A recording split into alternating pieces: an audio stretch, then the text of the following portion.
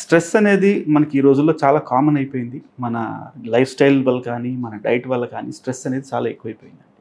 ఈ స్ట్రెస్ రావడం వల్ల బాడీలో అన్నిటికంటే ఎక్కువ ఎఫెక్ట్ అయ్యే ఆర్గన్ గుండె. ఈ స్ట్రెస్ వల్ల మన బాడీలో కొన్ని రకాల హార్మోన్స్ రిలీజ్ అవ్వడం, కొన్ని రకాల మన హార్ట్ రేట్ పెరగడం, మన బ్లడ్ ప్రెషర్ పెరగడం ఇలాంటివి మనం గమనిస్తూ ఉంటాం. వీటి వల్ల ఈ హార్మోన్స్ వల్ల కానీ, బ్లడ్ ప్రెషర్ పెరగడం వల్ల కానీ గుండె సెకండరీగా ఎఫెక్ట్ అవుతుంటుందండి. కొంతమందికి బ్లాక్స్ డెవలప్ అవుతాయి, కొంతమందికి హార్ట్ అటాక్స్ వస్తూ ఉంటాయి, కొంతమందికి హార్ట్ బీటింగ్ ఎక్కువ అవుతుంది, క్రమం తప్పుతుంది. ఏట్రిల్ ఫిబ్రిలేషన్ అంటే బేసికలీ ఇర్రెగ్యులర్గా హార్ట్ బీటింగ్ వస్తుంది. ఇటువంటివి మనం చూస్తూ ఉంటాం. ఇదే కాకుండా ఆల్రెడీ ఇంతకుముందు హార్ట్ ప్రాబ్లం ఉన్న పేషెంట్స్, ఏదో సర్జరీ అయిన పేషెంట్స్, బైపాస్ అయిన పేషెంట్స్, స్టెంట్స్ వేయబడిన పేషెంట్స్, వాళ్ళకి కూడా ఈ స్ట్రెస్ లెవెల్ ఎక్కువైనప్పుడు ఇటువంటివి ప్రిస్క్రైబ్ అవ్వడం చూస్తాం. అంటే ఎక్కువ అవుతాయి. ఇంతకుముందు తక్కువగా ఉన్న ప్రాబ్లమ్స్, ఈ రిథమ్ ప్రాబ్లమ్స్ ఎక్కువ అవుతాయి. సో అందుకని స్ట్రెస్ లెవెల్ కంట్రోల్ చేసుకోవడానికి ఏదైతే టెక్నిక్స్ ఉన్నాయో అవి మనం పాటించడం చాలా అవసరం.